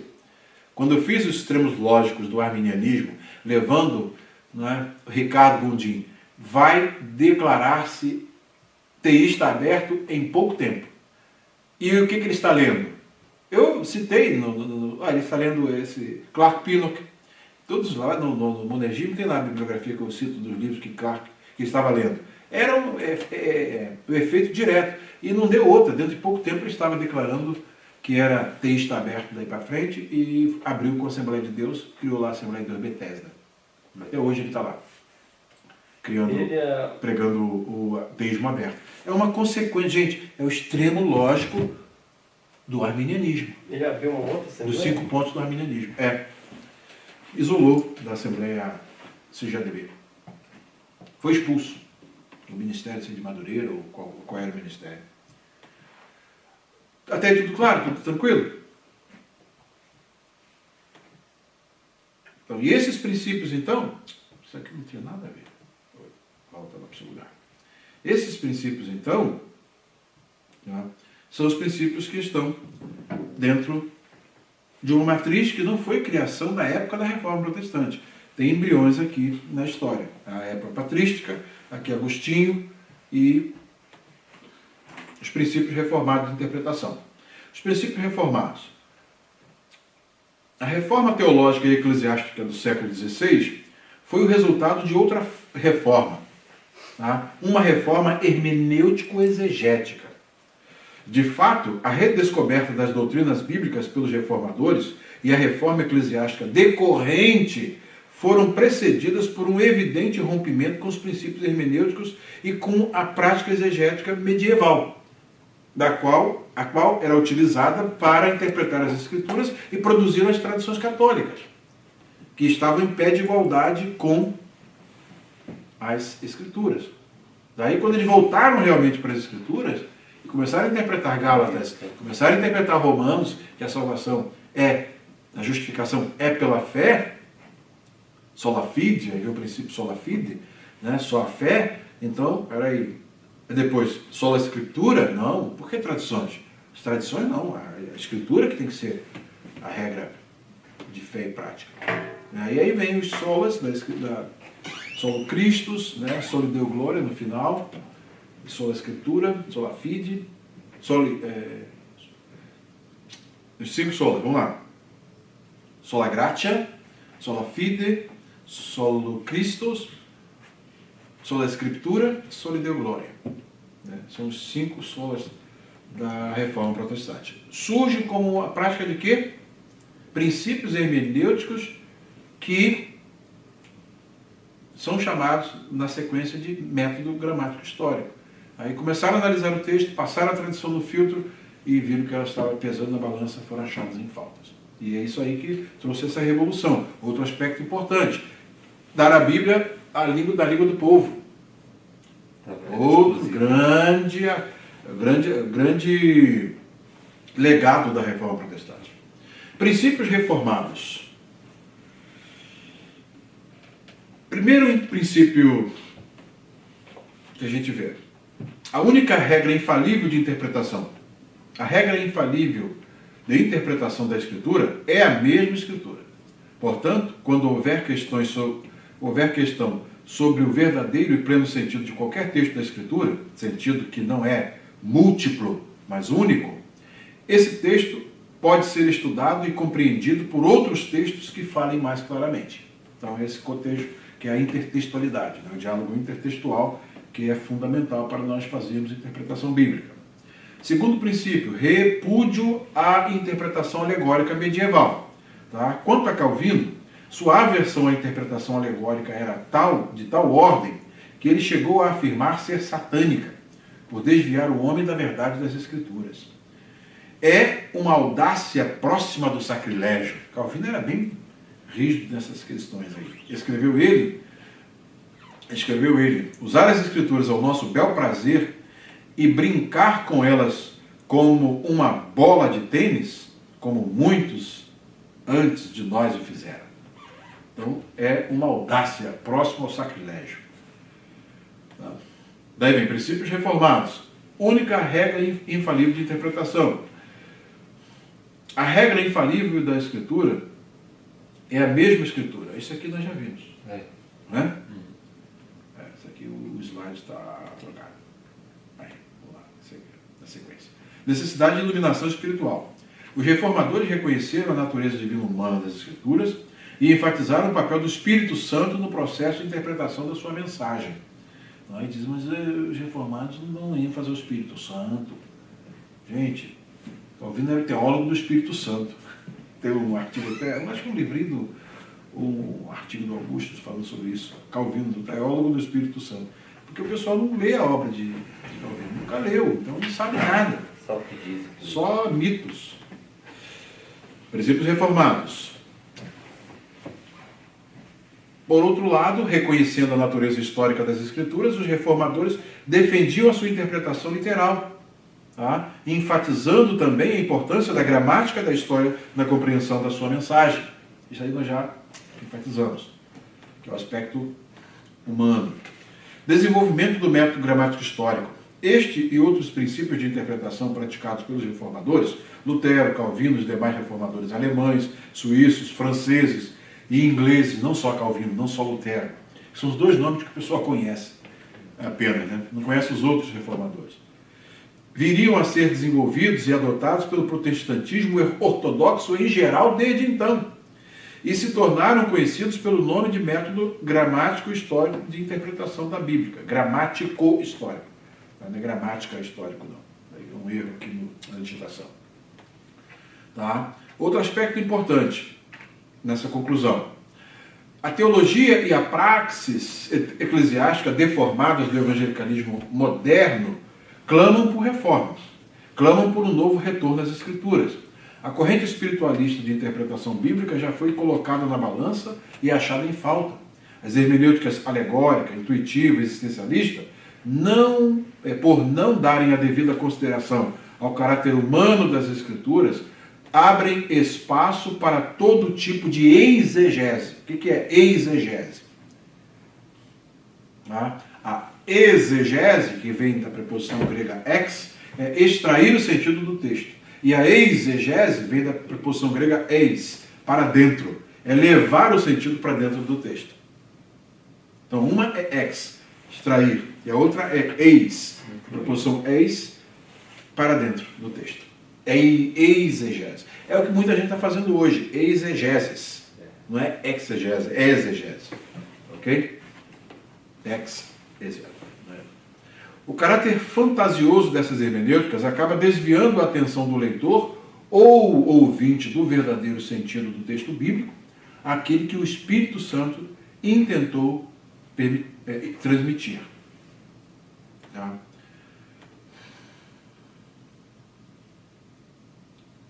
A corrente humanística de interpretação bíblica também já foi colocada na balança e achada em falta. A hermenêutica dos saduceus, dos humanistas renascentistas, da escola crítica, por não darem a devida atenção ao caráter divino das Escrituras, tendem a atribuir à razão a autoridade que pertence à revelação. Então a razão tem que ser serva da revelação e não senhora sobre a revelação.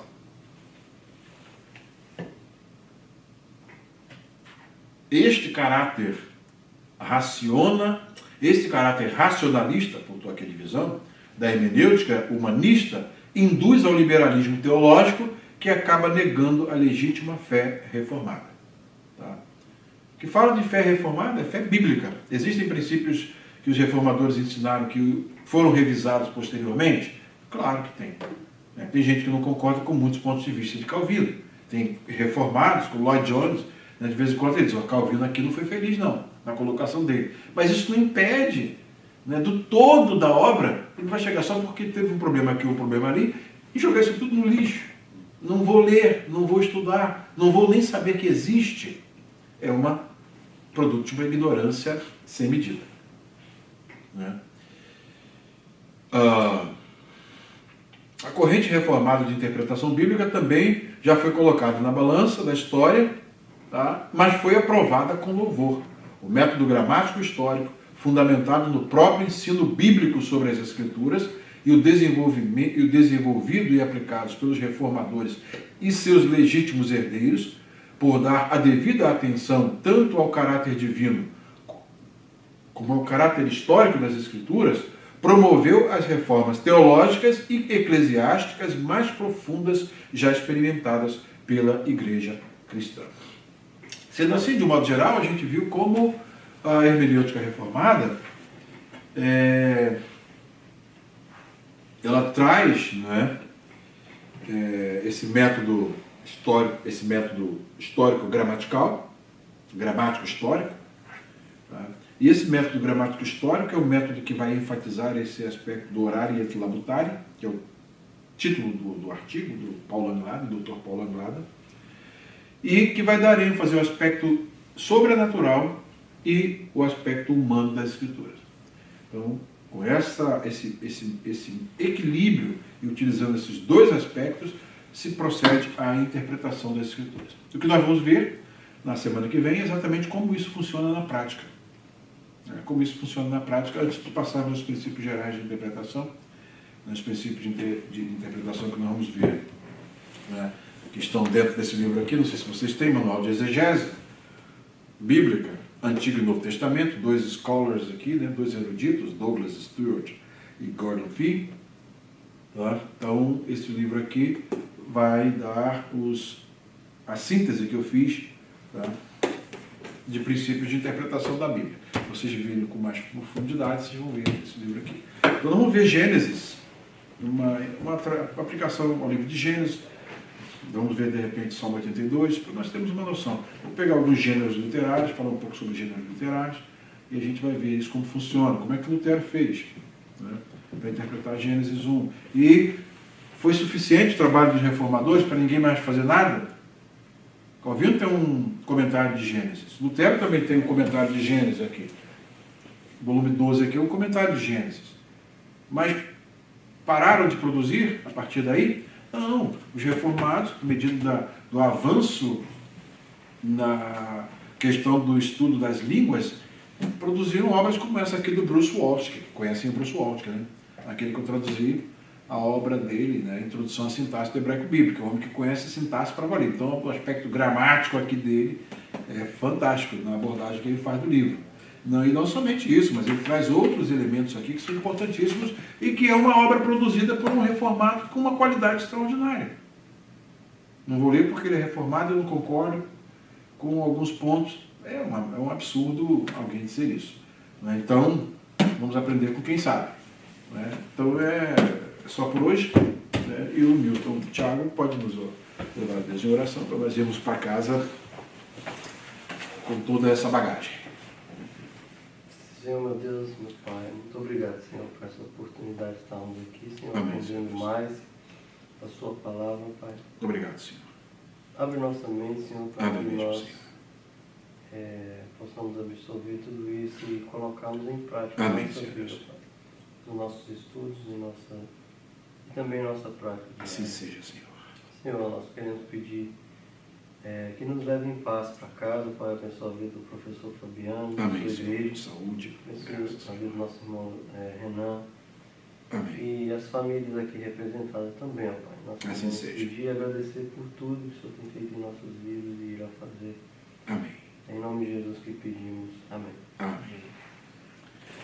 Então eu vou tentar fazer essa parte aqui de Lutero para vocês, vou passar essa parte do Bruce Walsh para vocês e nós vamos discutir Gênesis de várias perspectivas, inclusive vendo a obra do John Collins. John Collins é muito bom, só escreveu isso aqui, ó. Comentário teológico, linguístico e literário de Gênesis 1 a 4. John Collins. Fantástica obra, né? Creation and Destruction, desmorona com as teorias do Hermann Gunkel, tá? E de que o Gênesis é produto dos mitos babilônicos. Ao contrário, Gênesis é um manifesto contra os mitos daquela época. E é a vox Dei, a voz de Deus, para Israel proclamar o verdadeiro Criador àquelas nações ao redor. Não é produto daquele ambiente sociocultural. E sim, é um livro que é escrito para influenciar e ensinar aquele ambiente sociocultural. Essa é a diferença entre a visão histórico-crítica, que produz obras como do Gunkel, e uma obra, por exemplo, dessa daqui, que é a do John Collins. Inclusive, John Collins tem um distintivo, né? Vai falar sobre Gênesis, vai falar sobre Gênesis e ciência. O que ele é? Mestre em ciências pelo Instituto de Tecnologia de Massachusetts. Né? Tem os 7 dias que dividiram o mundo. Também vai discutir essa questão. Tá? Esse autor aqui é o autor John Lennox. Ele é um autor muito bom. E o que ele é? Ele é PhD, doutor em filosofia, ele é professor de matemática na Universidade de Oxford. Não precisa dizer muito não, né? Não precisa dizer muito não. É PhD, professor de matemática na Universidade de Oxford.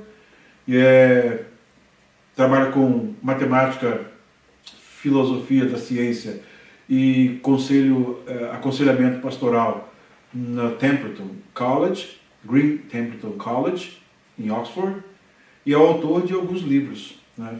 Então, é muito bom ler esses autores. Tudo isso mostrando os desafios que hoje o intérprete tem, tá? Que não existiu na época de João Calvino nem na época de Lutero, exigindo novas obras, novos enfoques, novas respostas às questões do nosso tempo.